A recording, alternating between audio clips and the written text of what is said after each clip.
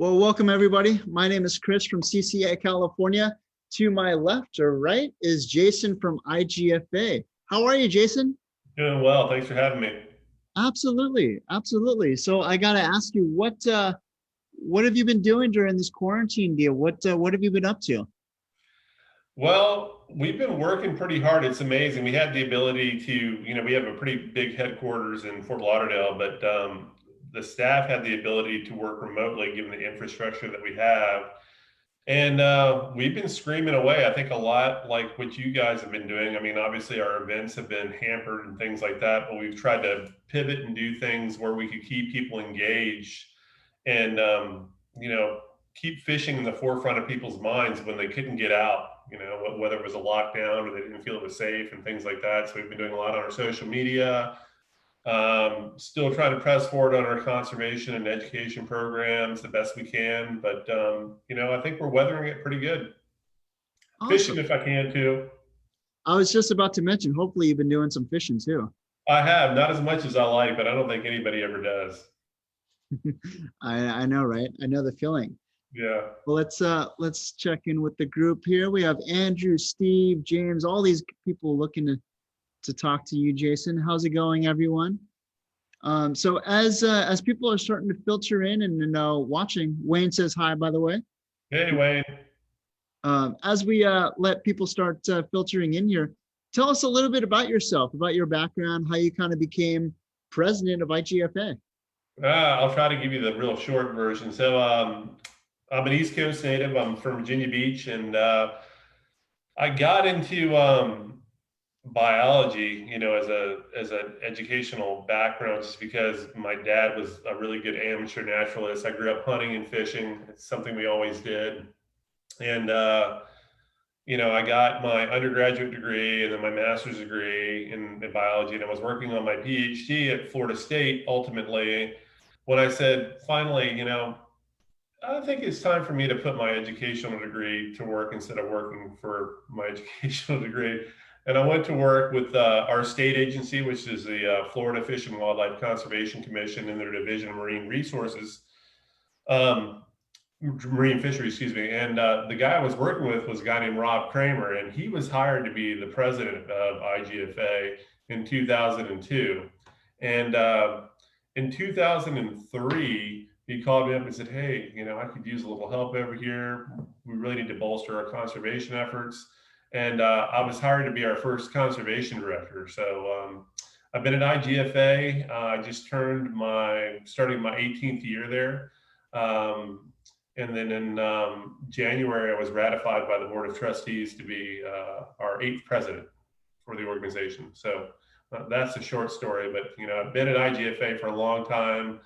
Got to do a lot of great work with conservation, with a lot of great partners, including yours, and it's interesting and cool to sit in a different seat now. Awesome, awesome. Well, I mean, with IGFA being based in Florida, I assume you're coming to us from Florida, right? I am. I'm in Fort Lauderdale. My house right now, actually my fishing room. You can't see all my rods and everything, but we've been working at home. Awesome, awesome, very cool. Well, tell us a little bit about, I mean, for us being in the fishing industry, we kind of have an idea of what IGFA is all about and what exactly it is you do, but IGFA is involved with so many different things, with record keeping, with conservation and all that. Could you kind of give us like an overview of just all kinds of things that IGFA is involved with? Yeah, so I'll start with a little bit of a background. So we were founded in 1939. So we're not as old as the Avalon Tuna Club and things like that, but we've been around for a long time. And in fact, the Avalon Tuna Club and the Game Fishing Association of Australia and the British Tuna Club, that's not in existence anymore, kind of helped found the principles of the IGFA. So there was an individual called Michael Lerner that worked with the American Museum of Natural History that was really kind of visionary, and he wanted to kind of propel recreational angling and use it not only as a sport, but as a way to gather information on the world's fishes. And if you think back to the late 30s, early 40s, there was no internet, no TV. He was going around the world and having these expeditions where he was going on these big fishing boondoggles, but he would take scientists with him, videographers with him, not just photographers, but videographers, and catalog these amazing fishing trips that he went on. And these scientists would take amazing molds of billfish, tuna, sharks, and things like that. And he would fund dioramas and replicas for the American Museum of Natural History. And we've got some great old photos of that. And I can only imagine what it was like to walk through that museum at that period of time, again, before no TV, no internet, and see a full-grown swordfish replica or a marlin or a mako shark or something like that. So that was IGFA's history in terms of founding an organization that was predicated on productive science and ethical sport. But on top of that, one of the major things was to try to coalesce an international set of angling rules, which would standardize practice. So if you're fishing in California for a striped marlin and I'm over here fishing for a sailfish, we're fishing by the same rules, okay? And that obviously led to world records, and a lot of the rules being placed into tournaments and things like that. And again, when this happened, it was a broad dialogue between the Avalon Tuna Club, the British Tuna Club, and the Game Fish Association of Australia. Along the way, we've had different administrations. Again, I'm president number 8, and we're 81 years old, so we've had some pretty long tenures along the way. But fishing has always been on the forefront. Angler recognition, world records, our angling rules have always been really important. But along the way, we got really involved in conservation education, and I can speak to the last 17 or 18 years that I've been here. We've really progressed those programs. So I think that one of our major initiatives is really trying to get that next level or the next generation of ethical angler out there. So we use fishing kind of as a carrot to get kids to learn more about marine environments and why it's important to be good stewards of the environment and how to fish ethically and effectively. We want them to be good fishermen and women. And we've done that for years locally at IGFA. We've got a really great dedicated education team where we would do in-house summer camps and camps throughout the year. But over the last 2 years, we've expanded that internationally, and we've got this thing called a Passports to Fishing program, which is basically a fishing kit, a fishing clinic in a box, where we ship out educational materials and rods and reels. So if you're a rep or a member or a club somewhere, you can hold an IGFA Passports to Fishing clinic out there and teach these kids how to fish right. You can do it again and again and again. Conservation is something that, the IGFA, I think, really started getting involved with during President E.K. Harry. He was a big bluefin tuna fisherman, and that's when we really started to see Atlantic bluefin go down the drain. In the Pacific, we only saw that, 2011, it started getting bad. But since that time, we've done a lot of stuff, and, a lot of our focus has been on kind of pelagic species, highly migratory species, because that's kind of the core of our organization. So we've done a lot of work on billfish, tunas, and things like that. I think one of our crowning achievements was, getting passage of the Billfish Conservation Act in 2012, which, prohibited the importation of marlin, sailfish, and spearfish into the continental United States. And previously, we were the world's biggest importer of said product.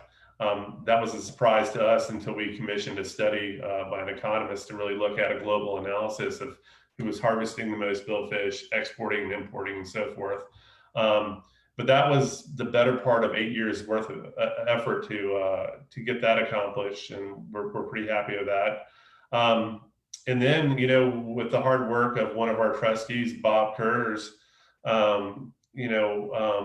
we expanded on a program that was started in Kona, Hawaii with Dr. Barbara Block's lab at Stanford, doing some pioneer satellite tagging with billfish, where recreational anglers got involved, sponsored tags, deploy tags and got to see where these animals went instead of it kind of being locked up in academia, kind of ether space or whatever.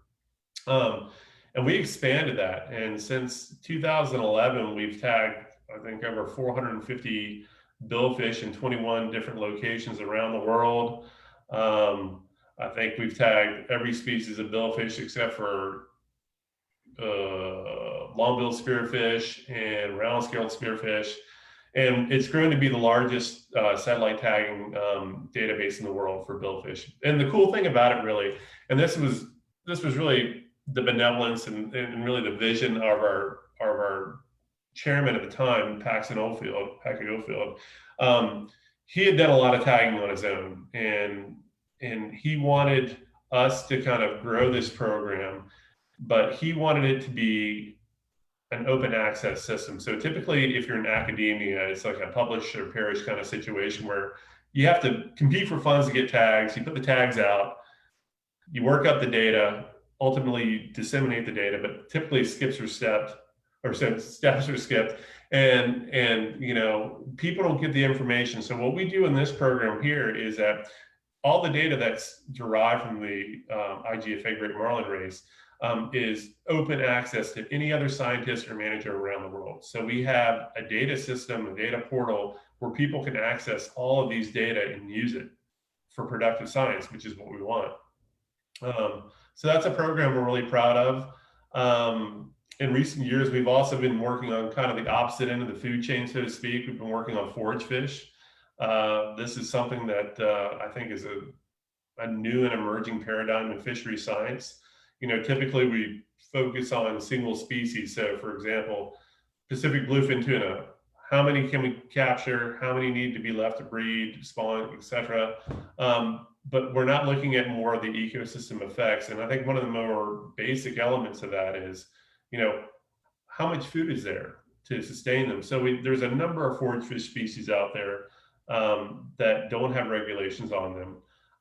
So we're advocating for progressive forage fish management to ensure not only that the amount of fish that is taken out allows them to spawn again and replace themselves, but we're also taking into account the predator needs, whether it's bluefin tuna or albatross or what, et cetera. So kind of working both ends of that food chain is kind of where we are right now with conservation. We're also trying to get a little bit more into the freshwater aspect of research. We've launched a really cool program in South America on a really cool fish called Dorado, not to be confused with mahi-mahi.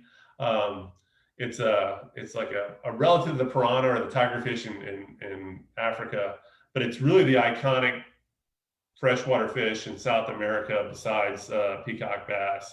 They span like 5 different countries.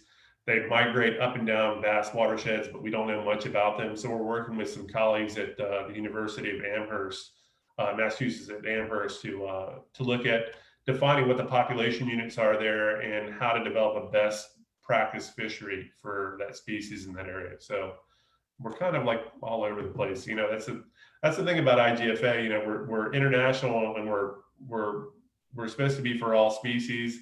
But it's sometimes hard to focus on exactly what you want to work on one time because there's so many things to look at.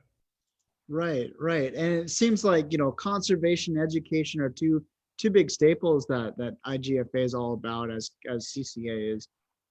So you know, you kind of hit the nail on the head in terms of your tagging program, which is really cool. And also, you know, speaking of Pacific bluefin tagging, we were supposed to tag some bluefin of our own with Barbara Block, Dr. Block, this week, just because of weather and all that stuff. We weren't being able to, but all really important stuff to conservation too. We kind of have to figure out the science and you know, yeah, exactly.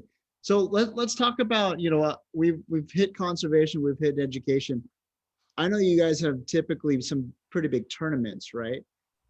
We used to be really heavily involved in tournaments. So I think this goes back to President number 5, Mike Leach. He started 2 premier tournament series, the inshore World Championship and the Offshore World Championship. The offshore was first, and that was based on the HIBT, the Hawaiian International Billfish Tournament, that our trustee at the time, Peter Fithian, developed. and it's a tournament of champions. So you gather people from around the world that have won tournaments. And we had that going for a number of years, really successful. It was, probably the most successful. We held it in Cabo San Lucas. Um, but there became a time where it became a bit staff consumptive, and there was some concerns about it being a little bit too litigious or too much liability for the organization. So we stepped away from it. Um, so we really kind of like separated ourselves from a big part of our membership, I think. Tournament anglers, I think, have always been a big part of the IGFA, and they probably are for CCA California, I would imagine, too. So we're just starting to get back into that now. We think that IGFA needs to be part of that space. It's uncertain at this time if we can, run a premier event like that again at that level, or we want to partner with, Bonnier with the Offshore World Championship. But what we're doing now is developing some smaller scale kind of boutique tournaments, if you will, in different locations. So last year we started our IGFA Light Tackle Invitational tournament in Palm Beach. And this was a sailfish tournament, and it was for line no more than 12 pounds, which is pretty cool. We're going to be running that again this February. And then on the inshore scene, we're going to have the Permit Invitational Tournament in Key West in October this year. And this is a fly fishing tournament. Permit are a really iconic saltwater species around the world, especially in Florida. And it's a very competitive scene. And we've already almost got to the full playing field of 25 people for that tournament. So to answer your question, we're slowly dipping our toe back into that space because I think that's what our members want. And I think IGFA has always been a part of that. Our rules are part of most people's tournament rules. So I think there's more to come on that. Awesome, awesome. And you'll be sure to let us know if there's any that take place here on the West Coast, right? Oh, we're already thinking about that. As a matter of fact, I mean, you guys are rabid anglers out there, and there's a lot of things to think about. I mean, one of the things that I think is so cool is that you guys are really getting into that deep drop swordfish fishery, and I think there's a lot of possibilities. Absolutely. Well, let's kind of talk about, we've already mentioned that you're coming to us from Florida. Let's talk about the difference in species here. So coming from Southern California like we are, what, speaking as an angler there, what kind of things are running this time of year? And also, since being in Florida, you guys are fishing probably close to every day of the year. What kind of common species are you going after? Yeah, I mean that's the thing. I mean, people think in South Florida you don't have seasons. You actually do once you live here. I mean, it's not as dramatic as where I'm from, or certainly California either. But you feel it in the weather. But there's certainly seasonality with different species. Right now we've just finished up the tarpon migration, which pretty much trickled out in June. Permit fishing is still good. Bone fishing is still good. We have great fishing for snook and redfish and a host of other species inshore. Offshore, there's still sailfish to be found this time of year. Again, our major time of year is the winter. When you get the northeast winds coming through, that starts pushing them through pretty good. Freshwater speaking, we have bass on demand pretty much all year round. Um, we've got all number of exotic species that like to live here that don't belong here, like snakeheads, peacock bass, and things like that are here. And then snappers, groupers, you name it, on the reefs in South Florida. It's Florida's a really diverse place. And it's really diverse north to south and east to west because it's such a long state. But even on the west coast to the east coast, the fisheries can be quite different. So there's always something great to fish for, pretty much any time of the year. So it's a great place to be. Awesome. And guys, as a reminder, if you have any questions at all for Jason, make sure to drop them in the comments down below. We'd love to answer them. So speaking of all that diversity and all that, all those species, because there's quite a few of them down there. Personally speaking, what is your favorite kind of species to go after and where too? Yeah, so my favorite thing to do is I love to fly fish or light tackle fish with conventional throwing artificials. I'm a flats guy. I've got a flat skiff, and I like to be away from people. So if you said, Jason, you've got 1 day left to fish, where would you go? I fish in an area called Everglades National Park. There's a place called Flamingo at the very southern point of the Florida mainland, and you've got different opportunities. You can launch what we call out front into Florida Bay, and you can fish for everything from redfish to bonefish, depending how far you run, and permit, tarpon, and all that. Or you can fish this interior country, which is a lot of like really secluded back bays, really hard to navigate, very complex. And it's a lot of snook, tarpon, redfish, and a few other species. Sometimes you can catch snook, tarpon, redfish, largemouth bass on the same shoreline. It's really cool. It's just a lot of mangroves, and it's really, really um, it's just really challenging to learn from the standpoint of like navigating it and finding your way in and finding your way out. But learning how to fish it well is challenging too. So I like that. But I just like to fish. So if I get the opportunity to fish, whether it be for bluegill or blue marlin, I want to do it. And one of the things I like about fishing is like you always get the opportunity to learn something from somebody else, whether it's different people in your own area or going to a different area and learn how they do it differently. I think that's probably one of the coolest things about fishing is that there's a lot of ways to skin a cat, and people have figured out some really innovative ways to do it. And I'm always saying, man, I never thought of that. And I think that's probably one of the most satisfying things of this job is being able to travel around the country and around the world and see how people fish for sometimes even the same species, but very differently and successfully. Absolutely, absolutely. And you kind of hit the nail right on the head where, you might have the same species, throughout, different coasts or not, or, similar species. There's always multiple ways to go after any kind of fish too. And whether it's through sport fishing, whether it's on a boat, whether it's wading as well, all kinds of interesting stuff. We actually do have our first question from, Wayne. Um, do you see the rules being updated to adjust for new tackle and techniques, assist hooks, braided line, treble hooks, etc.? Well, thanks, Wayne. We did do a rule update on assist hooks probably, oh, I'm thinking close to 8 years ago. This is when vertical jigging really came on the scene, and we had to develop some language on um, how long a lead could be on an assist hook to make it sportsmanlike instead of something that might be intentionally foul hooking fish. Um, but what we're trying to do is it's a difficult situation at IGFA. So we've had an international set of angling rules since our inception, but we have the challenge of keeping those rules and being consistent so that we can evaluate performance and characteristics in fishing over time. But still, we have to keep up with innovations in angling and changes in tackle and things like that. So, for the example of braided lines, super braids. People thought a number of people have thought that they were not legal.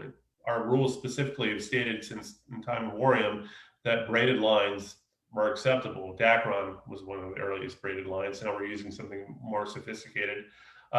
Several years ago, we changed our regulation on backing. So previously, our regulation on backing was if you used a lighter line attached to heavier backing, and the two lines were connected as such so that the backing could leave the rod tip. That is, the backing wasn't taped off and you were just using it as a bigger part of your spool. The catch was classified under the heavier of the two, which we thought after time really didn't make a lot of sense because the line is normally going to break at the weakest point most often than not between the two. We changed that a few years ago. It was broadly accepted by a lot. It was hated by a few too. So you can never kind of win all the way across. But that's one of our challenges at IGFA to make sure that we keep our rules consistent so that we can say that a catch to the best of our abilities that was made 20 years ago can be evaluated to one today. But everything changes over time. I mean, if you look at technology from boats to rods to reels to lines, GPS, depth finders and things like that, it's a difficult situation, but it's something we have to do. Yeah, and it's you kind of touched on it a little bit there. With technology advancing so much, I mean, especially within the last handful of years, you mentioned earlier how on the West Coast here now we're using deep drop methods for swordfish and all that. So it's kind of interesting how you kind of have to navigate that fine line between adjusting and not, and just yeah. We actually do have another question. James is checking in. The West Coast fish is way different from the East Coast when it comes to technique, gear, etc. For example, you're way stricter on line class on the East Coast. Do you keep different records for both coasts? No. So we're an international organization, and so that's again goes back to our international angling rules. So it doesn't matter if you're fishing in Australia, Andalusia, California, or wherever, the rules apply. Doesn't matter if you're in a boat, on land, blah blah blah. It's a universal set of angling rules. Gotcha. Makes sense. And we know, that said, we know that countries, states, and different organizations keep records for their own means, and that's great. And kudos to you. It's just that IGFA is typically regarded as the world's keeper of records, and we have to have that kind of consistency across the board. Yeah, makes sense. Any chance that treble hooks will be allowed soon? Well, we allow them on plugs and stuff like that, but not with live bait. Gotcha. So, okay, so let's kind of go into that there. If we're, I'm not sure if you're familiar with the concept of flying the yummy flyers, Yeah. All that. Some guys are actually putting a treble hook on the back of that flyer, whether it's a frozen flyer, live flyer, or even the yummy flyer. Would that technically be illegal if they're using that treble hook? Well, in the yummy flyer, that's an artificial, correct? Yep. Okay. So a treble hook and an artificial is legal as long as that treble hook is free swinging. That is on some type of split ring or something like that. Okay. It is an absolute no-go on any type of live or dead bait. Okay. So the reason for that, so our rules are predicated on sportsmanship, fair play, and conservation, and all these things are hard to define in absolutes.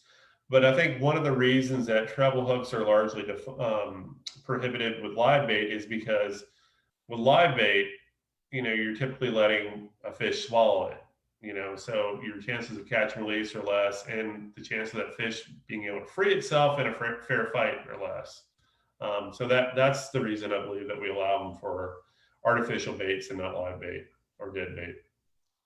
Gotcha. So, it seems like to me, just, based off of what I've seen so far, a lot of those guys are zip tying those treble hooks on the back of that flyer. So that would be a no-go, correct? Yeah, because it's not free swinging. Gotcha. Fair enough. David has a question. What does it take to get a weigh station IGFA certified, and how is it regulated by the association? Great question. All you have to do is send an email to IGFA headquarters, which I'm happy to provide that email afterwards. We'll provide it to the right person. All you have to have is a certified scale. I forget what the fee is a year to be a certified weigh station. I think it's like $150 a year. If I'm wrong, the person in charge of that's going to kill me. But really, it's just ensuring that the scale that you have is up to date. So for our records, you have to have a scale that's been certified within 12 months. to make sure that it's accurate. But we love to have more weigh stations around the country and around the world. And if you have more interest in that, I'd be happy to talk to you about it. Awesome. Well, let's kind of go into that there, and excuse the siren out of my window there. Um, when it comes to a weigh station, all it really, there's a process to it.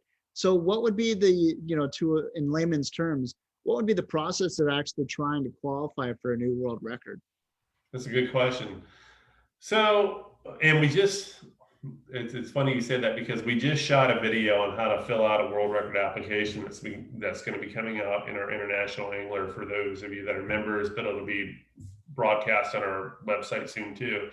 A few things. So, number one, people always say, I caught a world record fish. The fish I caught definitely was bigger than whatever this line class was or whatever. Well, number one, did you abide by our angling rules? Catching a big damn fish doesn't necessarily mean that it's going to be a record. And our rules are really not that onerous. There are tackle specifications on how long your leader can be, your double line can be, hooks, as we've talked about, things like that. A few things that disqualify a catch. So you need to make sure you're following those rules.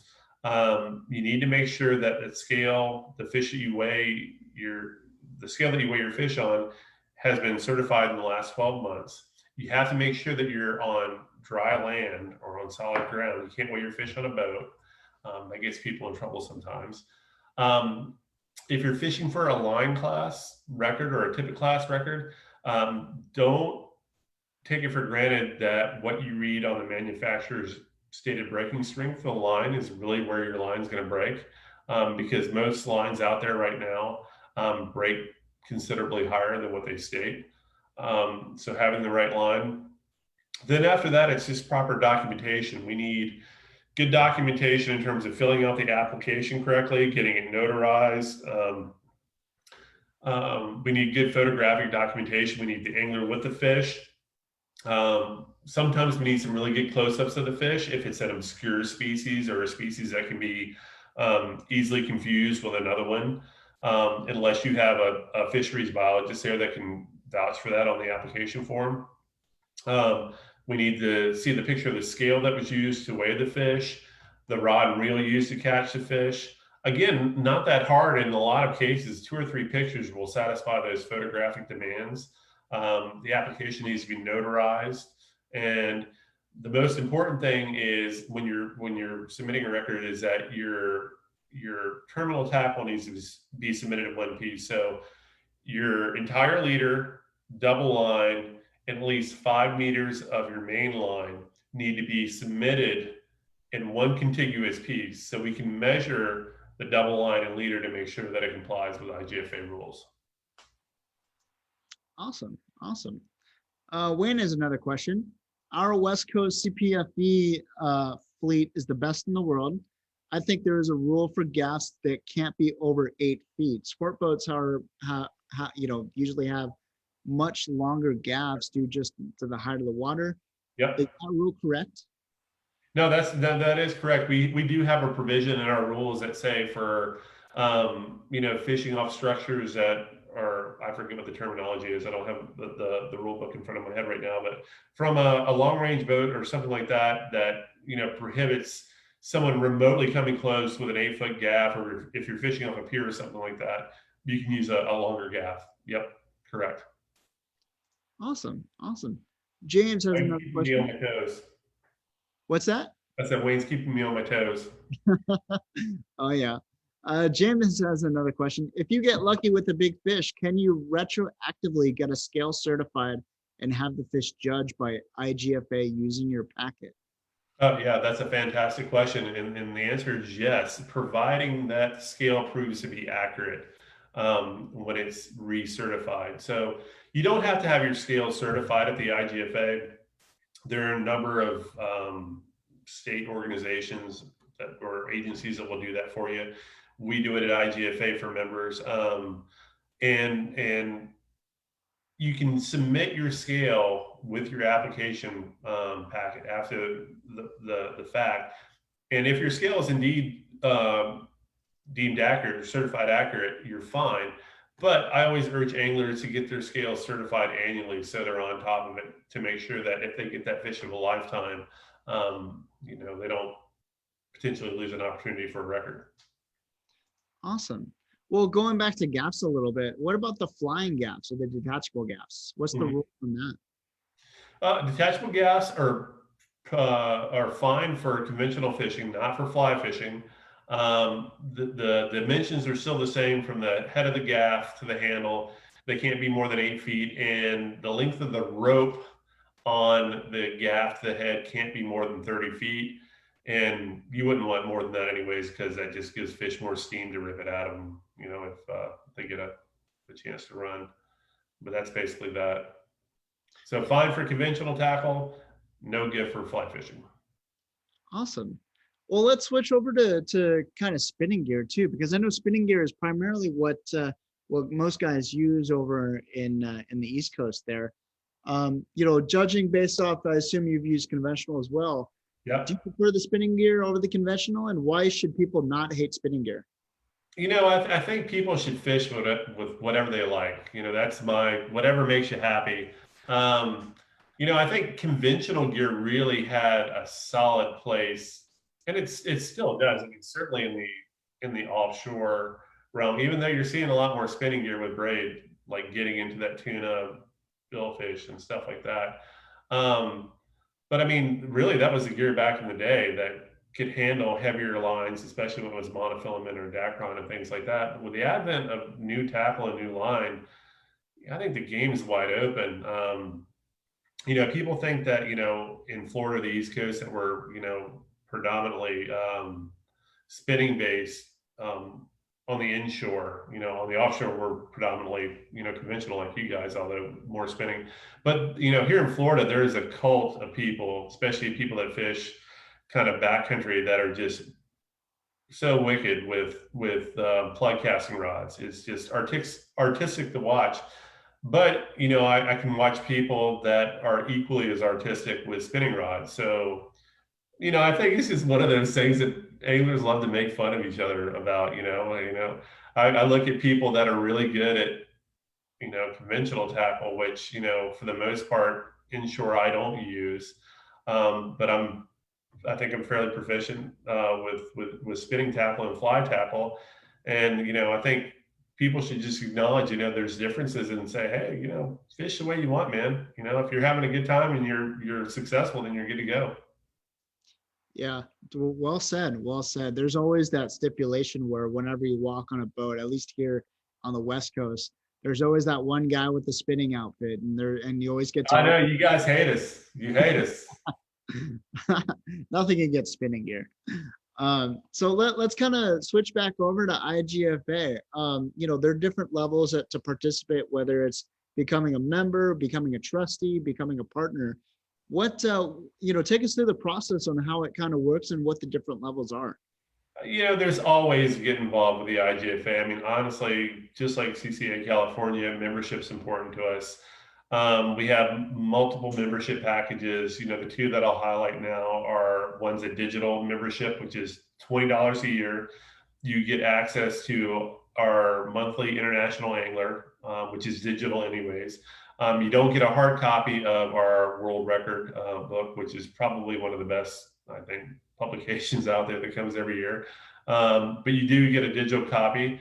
Or for $50 a year, you can be a full paying member and you can get all those benefits and a hard copy of the world record book. So that's part of it. We also have our international committee of representatives. I think we have slightly under 100 of them, or no, that's not right. We have over 100 of them in less than 100 countries. And these are individuals that we vet through a rigorous process that we deem are kind of like great ambassadors for the IGFA in different geographies around the world. And we've recently incorporated a system to allow them to kind of function better in their different geographies. We have these regional councils around the world. So right now we have one in the European and Mediterranean. We have Central America and the Caribbean. We have South America. We're trying to develop Africa, Oceania, which would be Australia, New Zealand, and some of those islands, and Asia is our next target after that. These individuals are really our eyes and ears around the world. They give us information, we disseminate information back to them. And in developing these regional councils allows them to kind of push and drive the IGFA mission, in their respective geographies. So that's a really important part of our organization. In fact, before we had members, we had representatives. IGFA wasn't a membership organization until 1972, I believe. And then, above that, we have our board of trustees, as you do in CCA California, I assume. And these are, individuals from around the world. And I think right now we have trustees from at least 5 different countries around the world that are prominent individuals in different regards in their different countries, and these individuals help guide the organization, and how we evolve over time, and provide operational oversight, and support. So they're a great group of people, and we're fortunate to have a great board. Absolutely. And a good number of them come from California. I was just about to say one of the trustees, Mr. Bob Kurz, also is a state board member of ours. Really great human being. One of my favorite people. Mine too. We got thank you, David. Thank you, Wayne. Appreciate it. Speaking of partners, Wayne wants to know, how to become an IGFA partner. Well, in what regard? What kind of partner do you mean? Wayne, I'll leave that up to you. Next question, Stephen writes, are there any rules from the IGFA governing over the use of jigs or irons with treble hooks or single point hooks?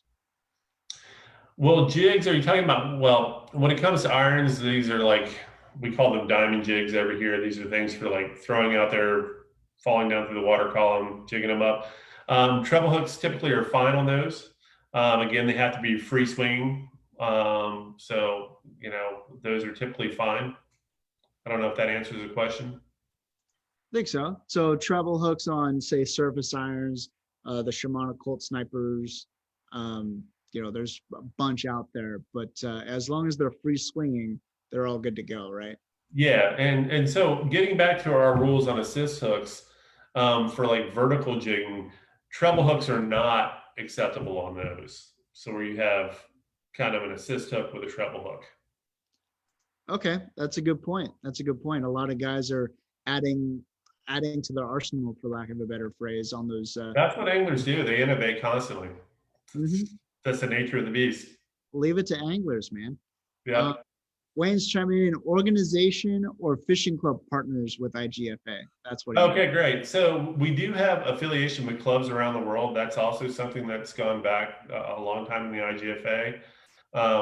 You can contact us and we can put you in touch with the right person to do that. I forget off the top of my head how many clubs we have currently, but in addition to representatives, clubs were also the basis really of our quote unquote membership in the early days of IGFA, before we had a formal kind of individual membership system.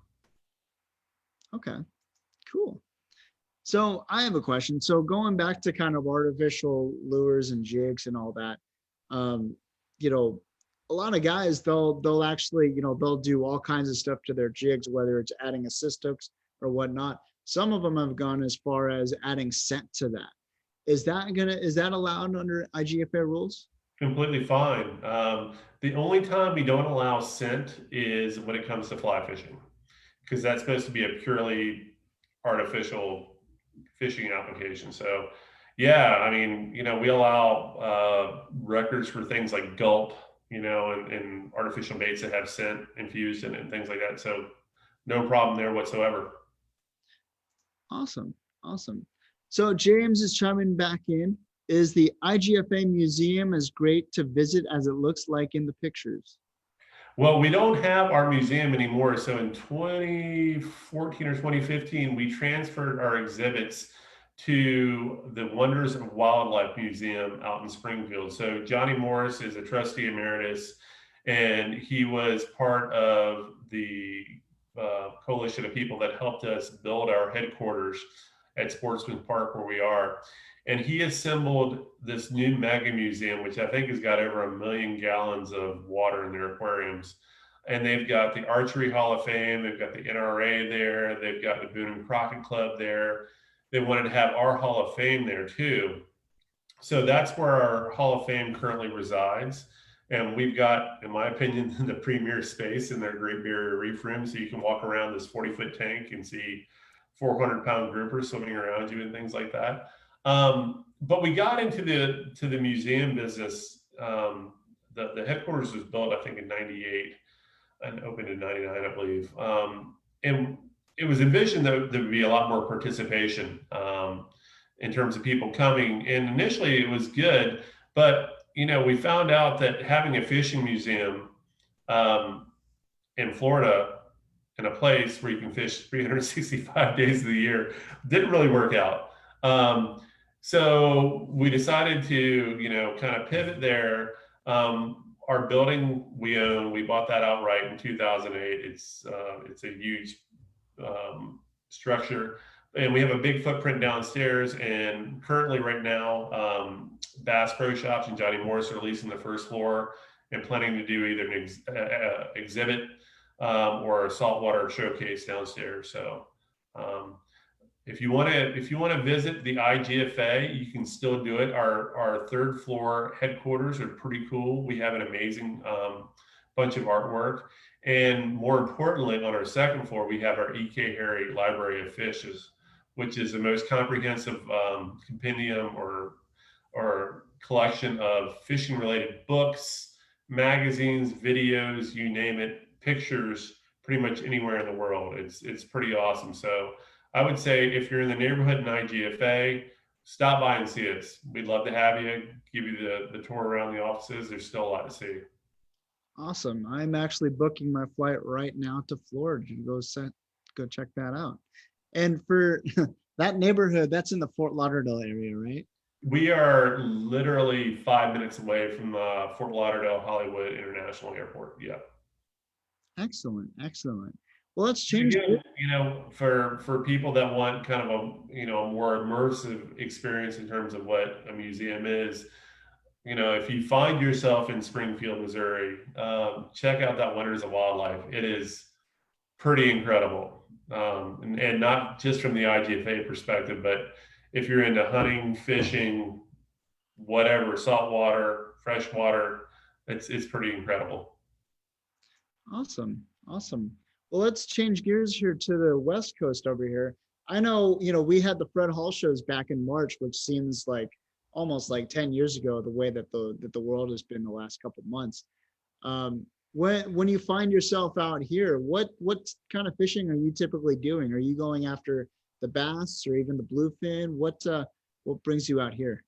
I hate to say it, but I've only gone fishing one time when I go out there. I have relatives that live in Long Beach. And so normally when I get out there for business, I try to spend time with them. But I'll tell you what I would love to do. I would love to go after bluefin.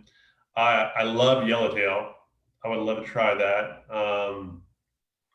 I'd be up for just about anything, but typically my time's so short. People think that, oh yeah, you work at IGFA, so you just get to travel and fish.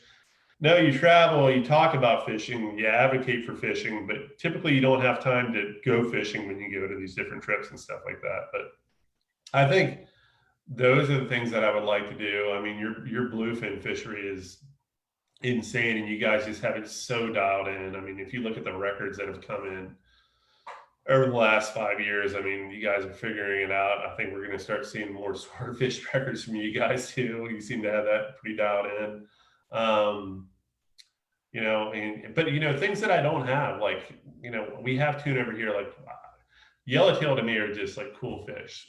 I would love to go fish for those, Awesome. For white sea bass too. That's definitely another one on my bucket list for sure. Well, when you come back out here, I'm sure somebody will be more than willing to come take you out fishing, get your first sea bass, get your first yellowtail. Just let me use the spinning rod. Yeah. Oh yeah. Our good friend Tom from TV Metal Art, and I guess this could be a general question. Can I donate a piece of art? You can. So, RDK Library of Fishes is meant to house, really significant and historic pieces. But our space is finite. So people are very kind all the time and want to donate, whether it be a stack of books that their father or grandfather had or something like that. Um, but we're now at a place that we have to be a little bit more judicious in terms of what we accept. So if you're interested in donating something, again, please contact us directly at igfa.org and be happy to talk to you about it. And but thanks for your interest in doing so. Awesome. Awesome. And we'll get you linked up with him as well. We talked about the Fred Hall shows earlier. You're typically coming out to the shows at the IGFA booth over there, right? Yeah, so we've had a booth there. We've been lucky to have a booth donated to us. I think we do a lot more kind of business, kind of walking around and shaking hands and meeting people because, we just don't spend enough time out on the West Coast. So, people don't know us as much as the other vendors and things like that. So, what I like doing more than anything is just walking around and meeting the people that operate in your space over there. Again, we typically have kind of a house party reception for kind of our corporate partners, our representatives and trustees out there. But I always enjoy going out and attending that. I think it's neat. Excellent. Excellent. Wayne says, get out here now for bluefin, yellowtail, white sea bass, and swordfish. So you heard it from I him. don't think anybody wants a Floridian right now. I mean, I don't know, we may be as bad as California or we may be worse in terms of COVID cases. I'm not sure. It's But I all good. appreciate it, Wayne. Hey, David wants to know what's the best way to find IGFA certified way stations throughout the world. If one's not available where I'm fishing, what's the alternative to make one to make a submission? Oh, that's an excellent question. So on our website, we have locations for our certified weigh stations, but you don't have to have it weighed at an IGFA certified weigh station. Again, any certified scale will work. What I often tell people is any place that sells fish commercially, take it there. So many IGFA records have been weighed on scales at markets. I mean, that doesn't work for 1,000-pound tuna, obviously. But any place that sells fish commercially will have a scale that's been certified within the last 12 months. So either look at the IGFA website for our certified weigh stations. If you have your own scale, send it in, we certify it. Or any other place that commercially sells fish, and you're good to go. Awesome. Awesome. Well, as we wrap up here, if you guys have any other questions for Jason, please drop them in the comments below. We'd love to answer them real quick. So staying out here, bluefin tuna, yellowtail, white sea bass. Off the top of your head, can you kind of tell us about any crazy records that we may not already know that may exist already? Well, I mean, Not to put you on the spot. yeah, we're seeing every year just more bluefin records from you guys. I mean, you guys are just dialing it in, doing real good. There, yellowtail. It's been a while since I've seen one, so I can really tell you off the top of my head on that. So yeah, I'm kind of stumped there. Mhm. I just had to ask any outrageous ones. Obviously with us here in San Diego and even up north too in Orange County, LA and so forth, this may be a stupid question, but does it really matter whether a fish gets caught in US or Mexican waters? Or how would that kind of work if a boat goes to Mexico and catches a world-class fish? Are they actually going for the Mexican records, or are they actually going to count towards US records? Well, it's not really about Mexican versus U.S. records because again, we're international. I think the thing there to be aware of is the regulations.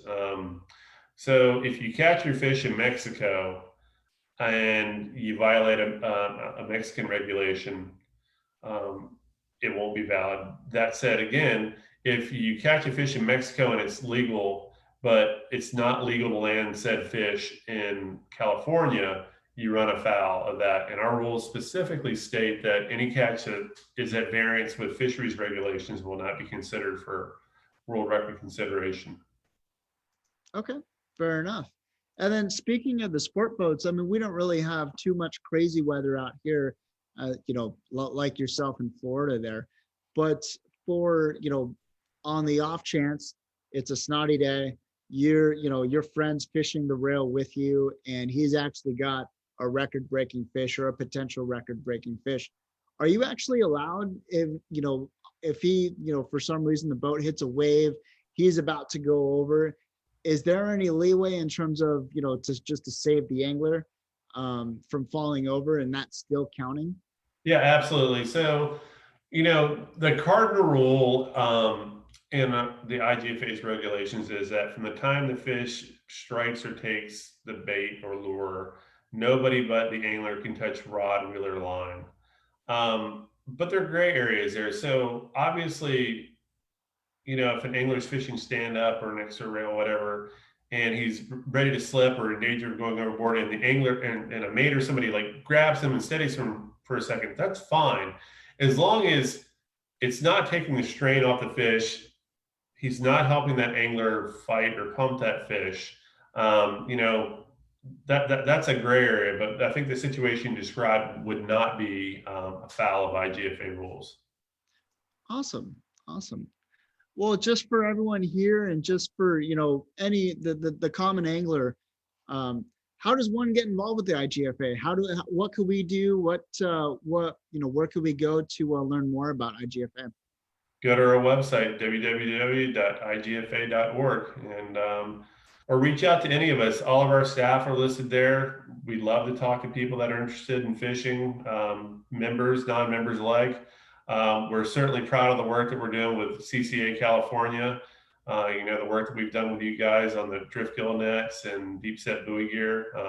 We're really proud to be a part of that. And, we welcome people from around the world, and certainly California. In fact, I think most of our anglers and members outside of Florida come from Florida, and we've got quite a bit of trustees and representatives from there too. Absolutely. Absolutely. And, you kind of mentioned it earlier as well, with IGFA, with CCA, with a whole bunch of ASA even, we're all kind of working together in conservation and trying to achieve common goals too. So it's more important than ever to partner up with organizations like yourself at IGFA too. Yeah, I would say that's absolutely correct. I mean, what I've learned in doing conservation work for the last 18 years is that, sometimes it takes forming a coalition with people, and you've got to put your ego aside and not really worry about who takes the credit for winning on things, but partnering with like-minded organizations that have the same goal, so you can drive a consistent message to whoever needs to hear it. And I think we really did that well in California with the drift gill net issue and getting deep set buoy gear authorized. And CCA California played a huge role in that, and we were proud to partner with you guys on it. Absolutely, absolutely. And the feeling's definitely mutual, my friend.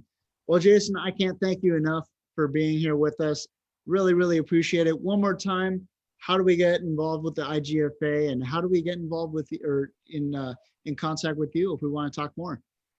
www.igfa.org. Be happy to talk to anybody anytime.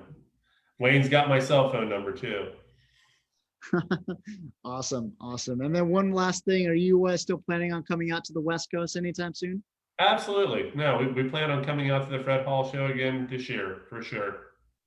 Awesome, Jason. Well, I can't thank you enough, man. Thank you so much for being with us today. And thanks for giving me the opportunity.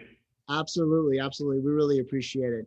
Until then, we will see you guys next week, and we'll talk to you soon. Take care.